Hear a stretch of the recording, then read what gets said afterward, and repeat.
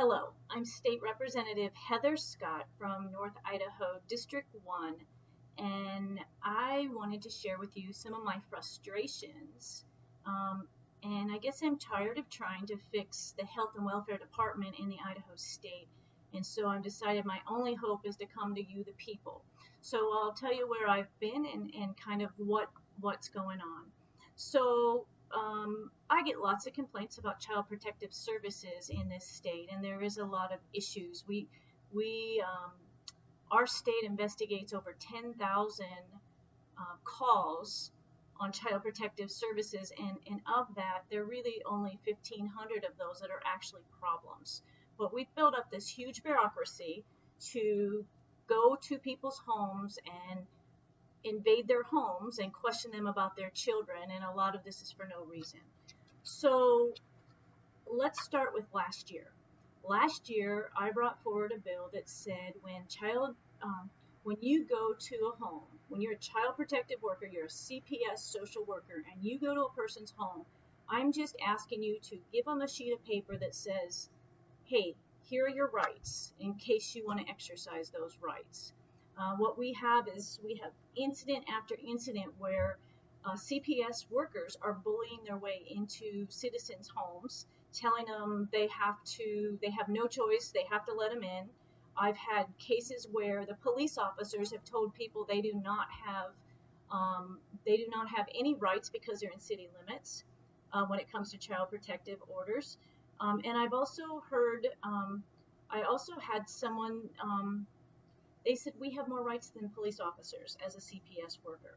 So there's a bunch of shenanigans going on out there. So all we did last year was try to pass a bill that said, hey, when you go to someone's home, just hand them this piece of paper and let them know their rights. You can get an attorney.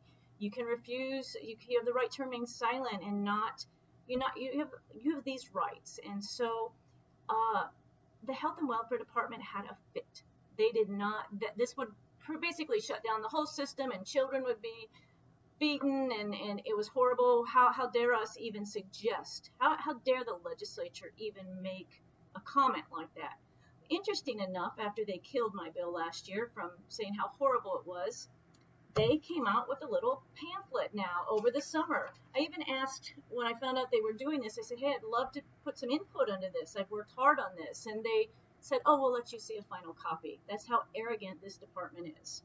So in the brochure, among other things, it has a small section on what are my rights, and they're pretty good. I guess it's a step. It's a step in the right direction. So this year, I stepped back and did 3 very easy bills. One bill was saying, hey, when you look at the law and you're looking at the federal law on child protection, we just want you to take all parts of the law into consideration.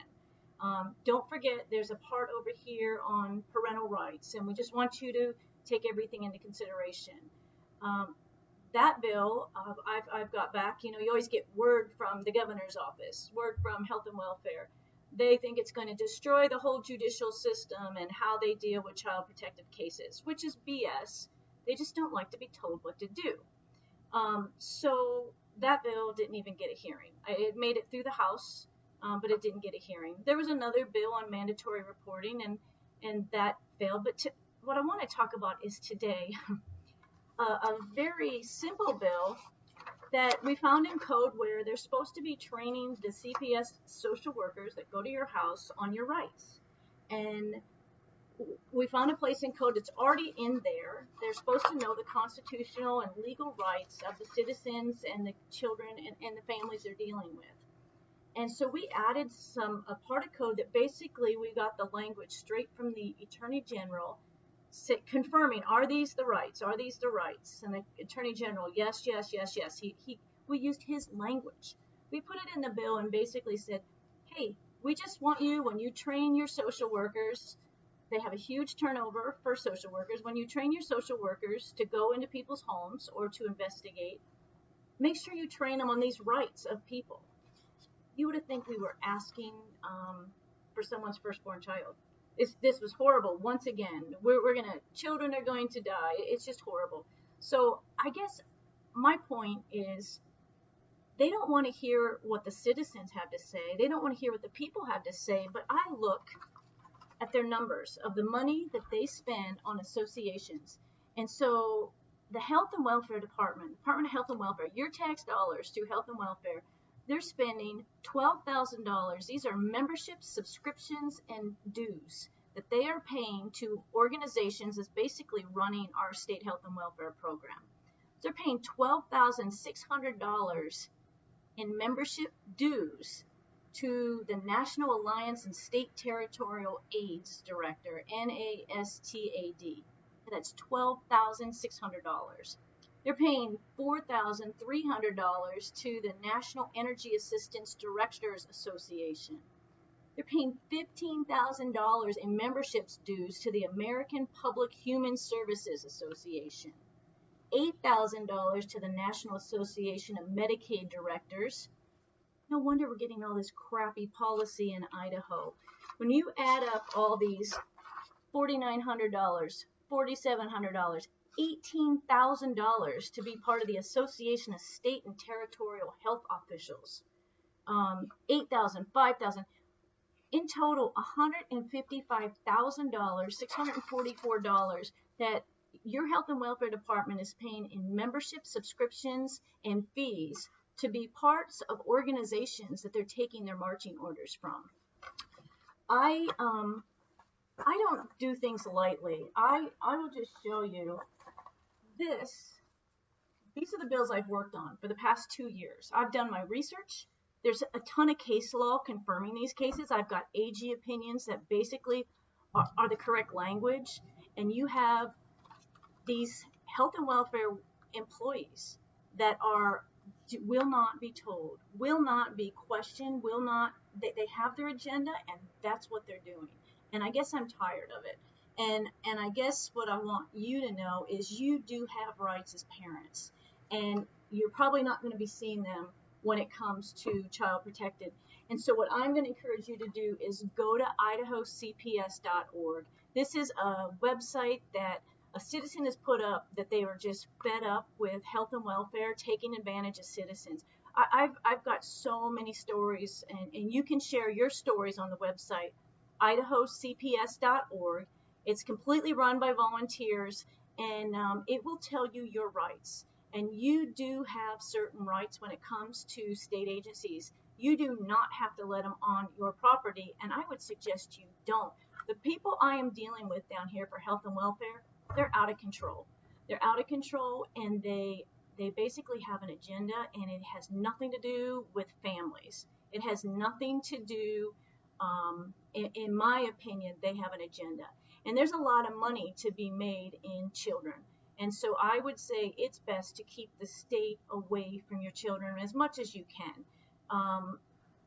Some people have gone as far to say the CPS and taking of children from homes is nothing more than legalized child trafficking. And I don't know that I'd go that far, but I'll tell you what, when they refuse to be trained in citizens' constitutional rights, it wasn't saying how they had to interact. It's just like, make sure your employees know this, and they have a problem with that. We have a problem with government. I know you think Idaho's so conservative, but our state is not conservative. We are losing our state so quick. We pass bills down here. I vote against them, but if you believe in liberty and freedom, we're in the minority. We are losing our state. I've talked to you before, my last video on Obamacare. Our state now is forcing you to buy insurance on vehicles. Even if you're not driving those vehicles, they are forcing you to buy insurance on it, just like Obamacare forced you to buy health care insurance. I just want to encourage you as a citizen. Our only hope for this state is you.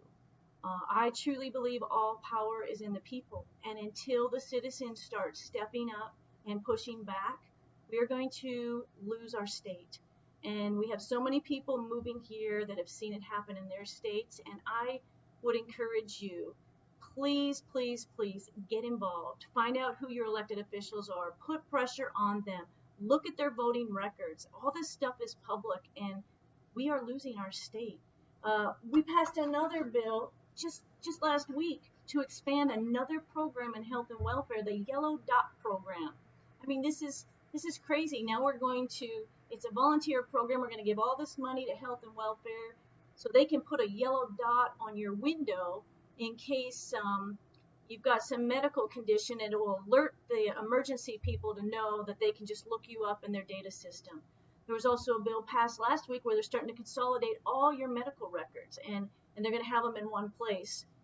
People, wake up. Wake up. We don't have much time in Idaho, and we are losing it. So I encourage you to get involved. I encourage you to reach out. If you don't get my legislative updates, send me an email. It's hscott@house.idaho.gov, and I will sign you up for my legislative updates. We'll be out of session in about 3 weeks, and there's been so much damage done this year. You will feel the consequences. I haven't seen any tax relief. We have not been able to get a bill to get rid of the grocery tax. Idaho is changing rapidly, and I encourage you, get involved. Thanks for listening to my video.